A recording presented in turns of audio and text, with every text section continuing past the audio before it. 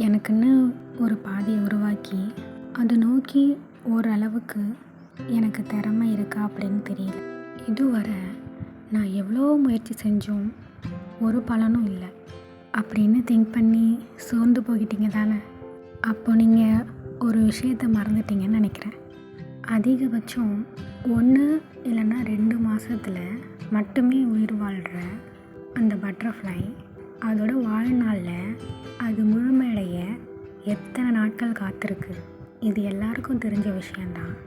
ஆனால் அது தன்னோட கூட்டில் இருக்கும்போது அதோட குறிக்கோள் ஒன்று மட்டும்தான். என்னோட வாழ்நாள் ஃபுல்லாக நான் இப்படி இருக்க போகிறதில்ல, நான் என்னோட கலர்ஃபுல்லான சிறகை விரித்து அந்த அழகான பூக்கள் மத்தியில் நான் உயர பறப்பேன். இப்படி தான் தன்னோட கூட்டுக்குள்ளே அந்த பட்டர்ஃப்ளை காத்திருக்குமா. அதுபோல் இவ்வளோ தூரம் காத்திருந்த நாம் ஏன் முயற்சியை கைவிடணும்? Calm hearts bloom beautifully. காத்திருப்போம், கவலை கடந்து போகும்.